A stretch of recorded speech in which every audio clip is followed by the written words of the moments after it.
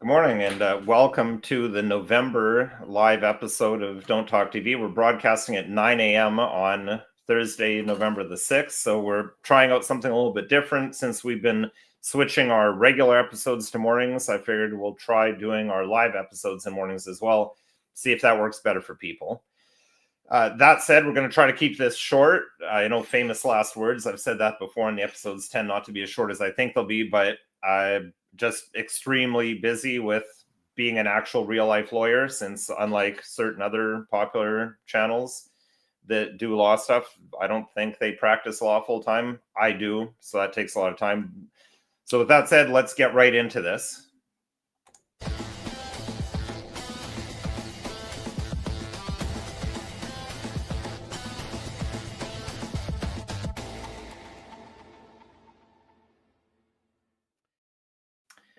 Hello, my name is Nicholas Wansbutter. I'm a lawyer in Stratford, Ontario, Canada, and welcome to Don't Talk TV.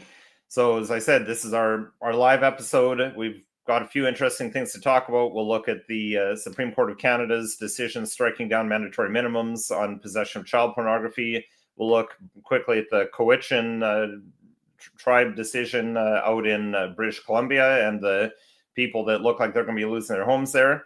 And we'll also have a quick talk about the Conservative Party of Canada's recent support for a declaration that residential schools are a genocide and what that might portend for changes to our hate crime laws. But before we talk about all that, we got a quick word from my volunteer PR guy. Are you looking to increase your target market audience? Reach and/or engage with current or potential clients on social media? Or are you simply looking to rebrand or revamp a current or up-and-coming company or business? Well, look no further than Ram Design Group, Inc., your public relations insurance plan for your next company event, new product launch, or marketing campaign overhaul. Ram Design Group, Inc. specializes in marketing, event planning, product launches, communications, social media management, crisis management, copywriting, and much, much more. Please visit ramdesigngroupinc.ca for more information or email us at rmitchell@ramdesigngroupinc.ca and book your company's future success today.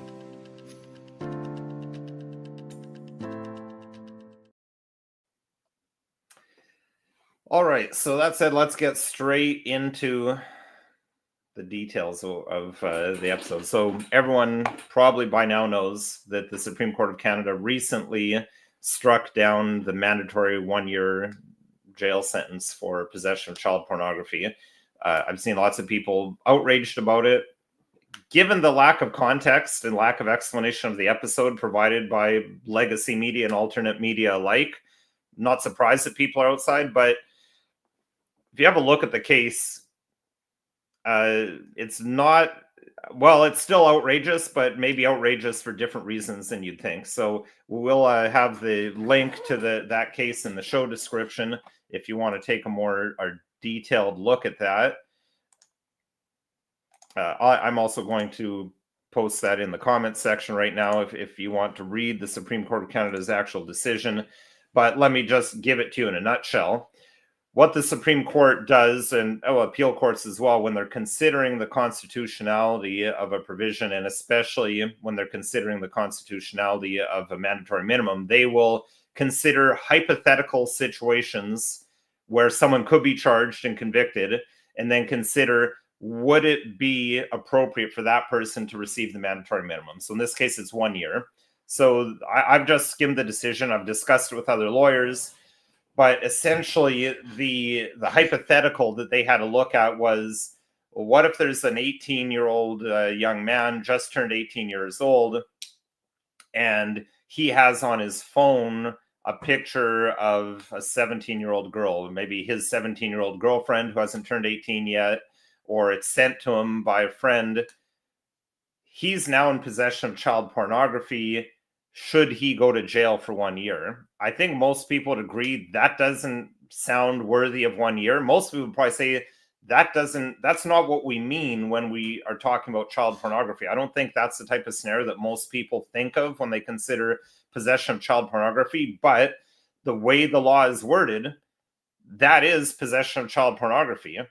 And I think this, so in that situation, I don't know that it's necessarily wrong for the Supreme Court to say that that set of circumstances would not be worthy of 1 year jail. Therefore, we're striking down the mandatory minimum. The real problem is the lack of discretion used by police and prosecutors in Canada in 2025. There was a time where I don't think police would have ever laid that charge. Just thinking back to the beginning of my career in the early 2000s, I never saw anyone charged with anything like that. It's really only been in the last 5 to 10 years that I've seen police going after people. And usually it happens where there's a couple and they break up. So after the breakup, the girl goes to police and says, oh, my boyfriend has these pictures of me, or my ex-boyfriend has these pictures of me, or he's sharing these pictures of me. And then he gets arrested and things go from there. So I think that gives some needed context to that Supreme Court decision that I haven't seen reported in the media. So that said, moving along quickly, because I'm not seeing a lot of live viewers, but thank you to those who have joined us. And as I said, I'm super busy, so I'm going to try to blow through some of this stuff quick, but feel free to post a question and sidetrack me if you have one. There's the Cowichan tribes decision from British Columbia.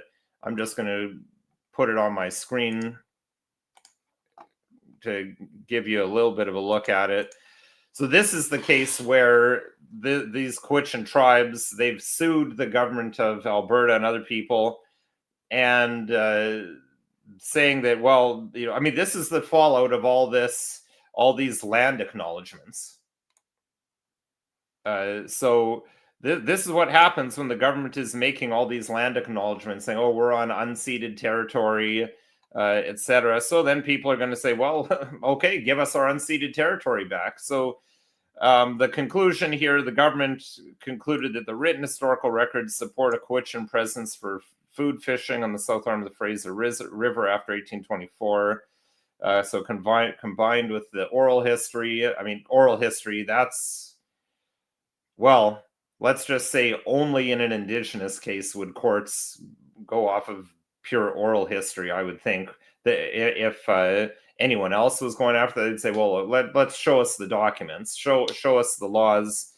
Oral history, I think, can be problematic when you look at how laws have changed, and how the narrative of residential schools has changed over the years.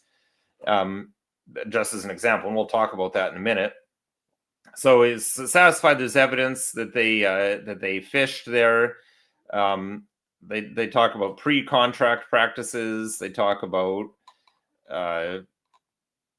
various things, but let's just go to the end here, because this is the real thing here. Where we go, long decisions. So I got to scroll to the bottom here, but so in conclusion, so they say that most of their lands are granted away 150 years ago. Since that time, they've sought return of their land through the JIRC process. Everybody says, although it's taken a very long time, they've now established their title to that land. And these declarations will assist in restoring their lands. They'll impact the historic relationships. They talk about reconciliation, but this isn't reconciliation. Taking people who've lived for hundreds of years in an area, taking their homes and land away from them and giving it to other people, that's not reconciliation in my view. The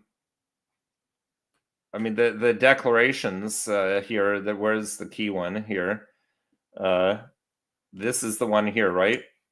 Canada's fee simple interests, titles and interests in these particular lots and sections are defective and invalid. So that means that according to this court, the people who live in that part of Richmond don't actually own the land. They bought that land in good faith.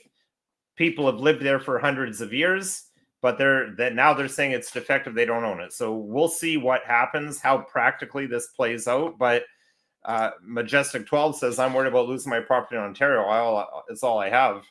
I think that's an absolutely valid fear to have, especially when you hear governments continue to make these land acknowledgements, which I think they intend is just a bit of virtue signaling and showing their virtue to the world. But this has real world consequences, because that can now be argued in law that this has been publicly acknowledged by the government that we own the land. Might be worth having a look at, is the area of Ontario you live in or wherever, is that on what's considered unceded territory? So I live in the general vicinity of New Hamburg, Ontario, so I looked that up. Allegedly, the Haldimand Tract, which is 6 or 8 miles on each side of the Grand River, is allegedly unceded territory. Where I live is well outside of that area, but Brantford, Cambridge, Kitchener, Waterloo, the entirety of those cities are all located within what was the Haldimand Tract. Now, the interesting thing with that is, again, this is where I get into the evolution of things when we get to oral history and just written history, even because if I've read books that were written in the 1980s that talked about the fact that the people, the Six Nations, they were selling so much of the Haldimand Tract that the Ontario government had to step in and make it illegal for them to sell, because otherwise they were going to sell all of it. Now they're saying it's unceded territory. But we probably shouldn't say too much about that, because of the next topic that I want to discuss, this whole residential schools or a genocide thing. We've talked in the past about the fact that there was a private member's bill seeking to make it illegal to deny that the residential schools were a genocide. That's not law yet, but it's back. It's back being discussed in the House of Commons. And let's have a quick look. I'll share my screen again. We've got a Global News article that Richard just put in the comments here, that the House of Commons on October the 27th recognized that Canada's residential schools is an act of genocide. So on Thursday, a motion brought forward by NDP MP Leah Gazan, who claims to be Indigenous, but I saw some reports that there's some proof or some evidence that she's not actually Indigenous. And once that was brought up on X, she promptly closed her account. But so she's bringing forward this motion, and she say, today I lift up survivors, families, and communities who have sacrificed so much in order for people across Canada to know the truth that what happened in residential schools was a genocide. I'm grateful to parliamentarians who unanimously passed my motion recognizing the truth of Canada's history. Well, the truth of Canada's history is this designation of residential schools as a genocide. Notice it's unanimous. The Conservative Party of Canada unanimously supported this. So do you think they're going to not support the amendment to the criminal code, making it a hate crime to say anything other than the residential schools were a horrific genocide? Let me just give you, we've talked on Don't Talk TV. I know Richard is going to put the link in the show description, and I highly recommend that you have a look at the episode that we're the episode in question, where we talked about residential schools with an actual historian who studied these things. But while we're waiting for that, let's look at, here's another website, IndianResidentialSchoolRecords.com. And I didn't know this until I saw this website. It's a little known fact that almost without exception, every status Indian child was admitted to a residential school via an application for admission.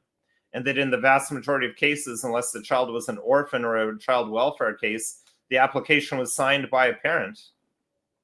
And the applications date back to the early years of church-run missions in Canada, when Catholic religious orders and Protestant missionaries set up schools. They've got an example of an application for admission here. And you can see that here's a 10-year-old child and signed by the mother. That's just one example. Now, it will soon be illegal for websites like this to exist I anticipate. Because how can you say it's a genocide when parents were signing up for it? How can you say it's the most horrific thing that's happened? I mean, you can see how the law works in connection with the Holocaust denial law, that you can't question aspects of it. It'll be the same when this is made law. So, and the Conservative Party of Canada is supporting it. So I welcome once again the Conservative Party of Canada supporters who occasionally like to come into my comments box and excoriate me for supporting Maxime Bernier and the People's Party of Canada or other alternative options. Explain to me the 4D chess going on here of how the Conservative Party of Canada, who's having members cross the floor and join the Liberal Party, which, again, if this party is so different, if their principles are so foreign to the Liberal Party of Canada, how can people who are members on Monday be Conservative Party of Canada supporters, by Thursday be members of the Liberal Party of Canada and sitting as MPs for them? I mean, that's getting a bit off track of the legal question, but it is connected because these are the people who are making the laws, and it seems that they're all essentially in lockstep. So thank you, Ms. Shaw, for joining us and for the good morning. For those tuning in a bit late, we're just wrapping up the show because, as I said earlier, I'm just so busy. I can't do much more than a 15, 20-minute show. We're closing in on 20 minutes. So I've covered off the main points. I invite you to go back and watch the show earlier. I invite people especially to give a like and a comment. We'll still respond to comments after the live is closed. And check out the links we post if you want to see more information. But you can see there's some serious things going on in Canada. I've touched on a few of them. And I would agree with Majestic 12 that members of Parliament should not be allowed to join another party. At most, they should be allowed to become independent, but they shouldn't be allowed to cross and join another party when they've been elected. Especially, everyone knows how elections work in Canada. Everyone knows that everyone votes for the party. They don't generally vote for their local candidate. They're voting for the party. So the people who voted for these people are crossing the floor, they voted Conservative. They didn't necessarily vote for that individual. But that said, this video is not legal advice. If you need legal advice, contact a lawyer. My number and website are listed below if you want me to be that lawyer. If you have topics you'd like to see us cover, please send an email to the email address listed below. We always try to respond to those best we can. And if you found this video at all interesting, helpful, or informative, please consider liking, sharing, subscribing, and following us on social media.